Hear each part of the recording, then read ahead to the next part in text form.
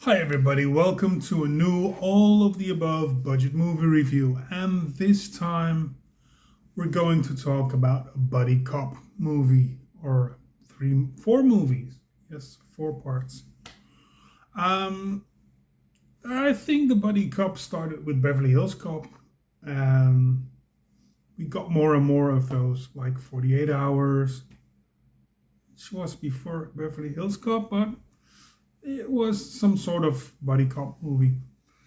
Rush Hour, but I think the best one is still Lethal Weapon.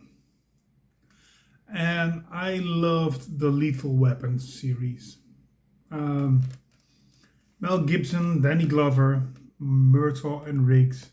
Yes, who didn't know him? I loved the first movie because of the dark action, and well, it just kicked ass.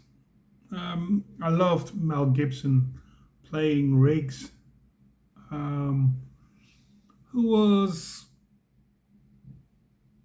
well, in mourning, kind of depressed, a loose cannon, literally a lethal weapon. And we have the older policeman, Murtaugh, who played by Danny Glover, of course, who's more like the voice of reason. And yeah, the first one is full of action and has some dark humor in it. But I think it's the darkest and most greediest one of four of them.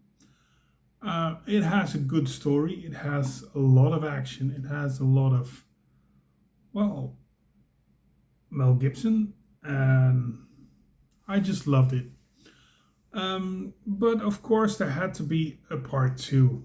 And yeah, the budget was bigger, um, the story was bigger, and the effects were bigger. Everything was bigger. Um, I loved well, I didn't love the racism, but the parts that touched on it. You have had the villains from South Africa, and yeah, just how it's used. It's not that forced as it is these days.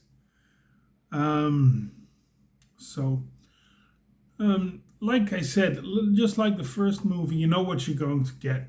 You're going to get a lot of action. You're going to get a lot of humor, uh, and you're going to get a lot of Glover and Gibson. So, um, it never is dull in a Lethal Weapon movie. And we get the yeah, first part in the movie that Joe Pesci comes in, who is more featured in the third part, so Lethal Weapon 3. And Lethal Weapon 3, we get Renee Russo, and she plays, well, an IA, or not an IA, Internal Investigations. Uh, yeah, and it's more of the same formula. It's the Lethal Weapon movies are kind of formulaic, but every movie goes bigger, bigger, bigger. Um, yeah, it's good. It still gets you going, and it isn't a bad sequel. Like most of the times when you get sequels or parts or fourth parts, it's diminished in movies, but this isn't. It just adds up and gets bigger. So part three was wonderful. And then we had the final part, part four, where we get introduced to Chris Rock. And well, we get to see an older Mel Gibson and an older Danny Glover and Jet Li as a bad guy.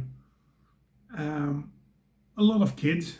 We see a lot of kids in there, but it's a very good movie. I loved it. Um, I love the series entirely. Like I said, I'm a big Lethal Weapon fan, and there are rumors that there is going to be a fifth part. So I'm wondering, hoping that there will be.